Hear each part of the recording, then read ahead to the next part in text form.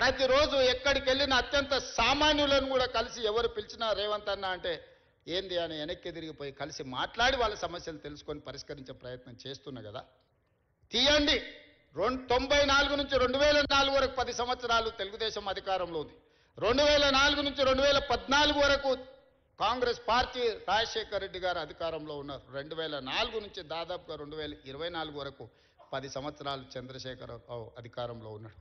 2024 నుంచి మేము అధికారంలోకి వచ్చిన ఈ రోజు చెప్తున్న మిత్రుల ద్వారా ఫామ్ హౌస్లో ఉన్న పెద్ద ఆయన చెప్తున్న 10 సంవత్సరాలు మేమే పరిపాలన చేస్తాం. 10 సంవత్సరాలు నువ్వు ఫామ్ హౌస్లో ఉంటావు, ఆ తర్వాత శాశ్వతంగా అక్కడనే నీ చరిత్ర సమాధి అయిపోతుంది అని చెప్పి నేను స్పష్టంగా చెప్పదలుచుకున్నా. ప్రజలు విఘ్నులు, ప్రజలకు పరిపాలన తెలుసు. ప్రజలు ఎవరు ఏం చేస్తున్నారో, ఎవరు ఏం మాట్లాడుతున్నారో, ఎవరి ఆలోచన ఎట్లుందో ప్రజలు తెలియనంత అమాయకులా. కొట్లాడి తెచ్చుకున్న తెలంగాణ కోతుల గుంపు కప్పజెప్పినట్టయింది మొదటి 10 సంవత్సరాలు.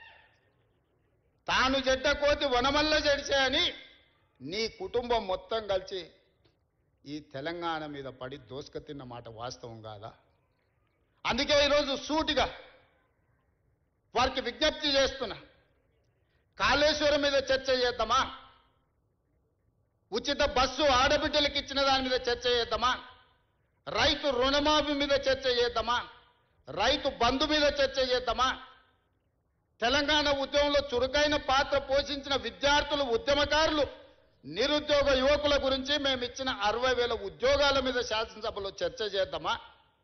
లేదా 30 సంవత్సరాల నుంచి ఎంతో మంది ప్రాణాలు వదులుకొని సాధించుకోవాలనుకున్న ఎస్సీ వర్గీకరణ మీద చర్చ చేద్దామా? 100 సంవత్సరాలు దేని మీద చర్చ చేద్దాం? చంద్రశేఖరరావు గారు మీరు చెప్పండి అని నేను అడుగుతున్నా. నేను సిద్ధంగా ఉన్నా. ప్రతిపక్ష నాయకుడిగా మీరు సూచన చేయండి. మా నిర్ణయాలలో లోపాలు ఉంటే ఎత్తి చూపండి, సవరించుకోవడానికి మేము సిద్ధంగా ఉన్నాం. కానీ విద్వేషం వెళ్ళగక్కి నీ కోపాన్నంతా మాటల రూపంలో ప్రదర్శించే ప్రయత్నం చేస్తారు. ఆయన కళ్ళకు, ఆయన చూపుకు ఒకవేళ బలమే ఉంటే ఆయన కడుపులో ఉన్న విషంతోనే ఒకవేళ ఎదురుగున్న వాళ్ళని మాయం చేసేది ఉంటే ఈ పార్టీకి వేదిక మీద ఉన్న మేము ఎవ్వరం లేకుండా పోయేటోళ్ళం. అంత విషం ఆయన మాటల్లో కళ్ళల్లో కనిపిస్తుంది. ఎందుకే 40 ఏళ్ళు తెలంగాణ ప్రజలు నేను గుండెల్లో పెట్టి చూసుకున్నందుక. కాంగ్రెస్ విలన్ అంటాడు. నాకు నిజంగా ఆశ్చర్యం కలిగింది.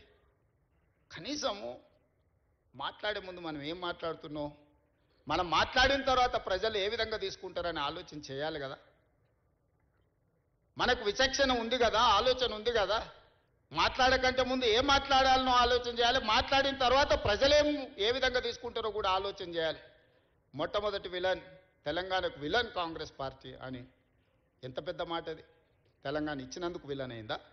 మేము తెలంగాణ ఇస్తే 10 ఏళ్ళు నువ్వు తెలంగాణ ముఖ్యమంత్రి అయి దోసుకొని టీవీలు పెట్టుకొని, పేపర్లు పెట్టుకొని, ఫామ్ హౌజులు కట్టుకొని, ఇంటిల్లి పాది పదవులు అనుభవించి కాంగ్రెస్ ఇచ్చిన తెలంగాణలో నువ్వు లబ్ధి పొందినందుకు కాంగ్రెస్ విలన్ అయిందా? అంటే గింటే ప్రజలనాలే కాంగ్రెస్ ఏమన్నా అయ్యా మీరు తెలంగాణ ఇస్తే ఇగో ఆయన గట్ట తయారయ్యిండు, గిట్లా అచ్చోసిన ఆంబోతులు మా మీద ఎందుకు వదిన అని ప్రజలేమన్నా ఆవేదన వెలిపుచ్చారంటే అర్థం ఉంది. కానీ నీకెక్కడిది అర్హత మాట్లాడడానికి?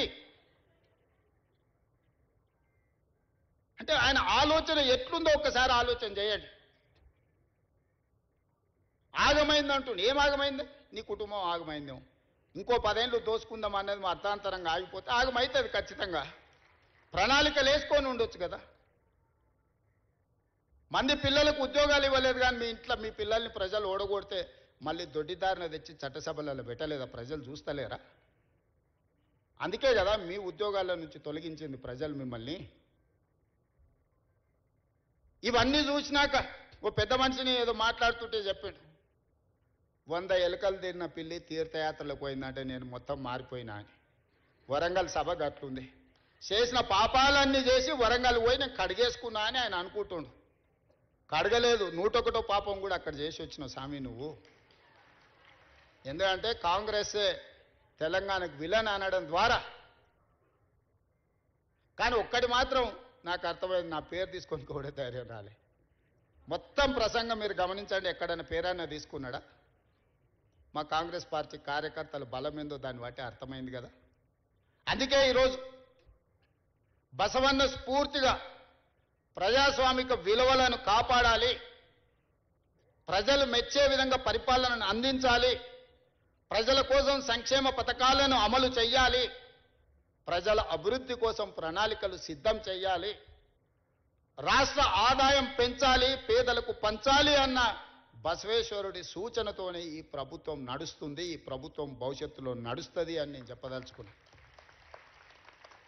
నేను కాదు, మా నాయకుడు రాహుల్ గాంధీ గారి స్పష్టంగా బసవేశ్వరుడి వచనాలతోని ప్రతి ప్రసంగంలో వారు ప్రస్తావిస్తూనే ఉంటారు. అహ్మదాబాద్లో వారి ప్రసంగం, సిడబ్ల్యూసి ప్రసంగం తీసుకోండి, పార్లమెంట్ ప్రసంగం తీసుకోండి, పాదయాత్ర ప్రసంగాలు తీసుకోండి. అంత గొప్ప స్ఫూర్తినిచ్చిన బసవేశ్వరుడి జయంతి. అదేవిధంగా వీరశైవ లింగాయత్ సోదరులు, నేను ఎమ్మెల్యేగా ఇన్నిసార్లు కొడంగల్లో గెలిచినా అంటే వాళ్ళు సంపూర్ణమైన మద్దతు ఇచ్చినందుకే నేను కొడంగల్ ఎమ్మెల్యేగా ఉన్నా.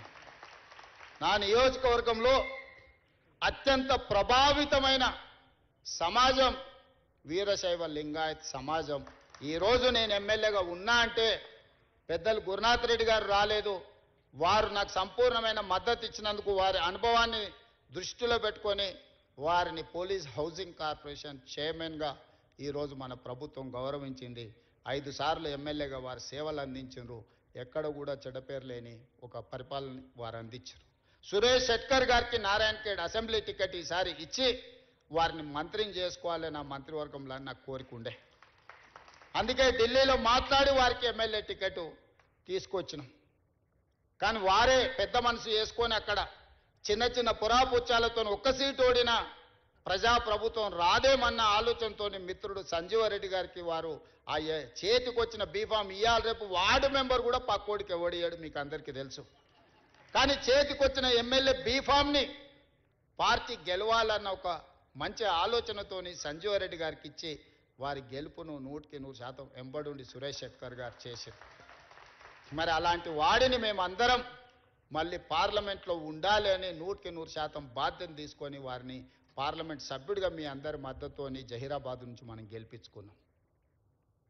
నేను ఒక్కటే మాట చెప్పదలుచుకున్నా మిత్రులారా, మీ అందరి సంక్షేమం కోసం, అభివృద్ధి కోసం చేయడమే మా ప్రభుత్వం యొక్క ఉద్దేశం, మా ప్రభుత్వం యొక్క విధానం. బసవేశ్వరుడి ఆలోచన విధానంతో ఈ ప్రభుత్వాన్ని మేము నడిపిస్తాం.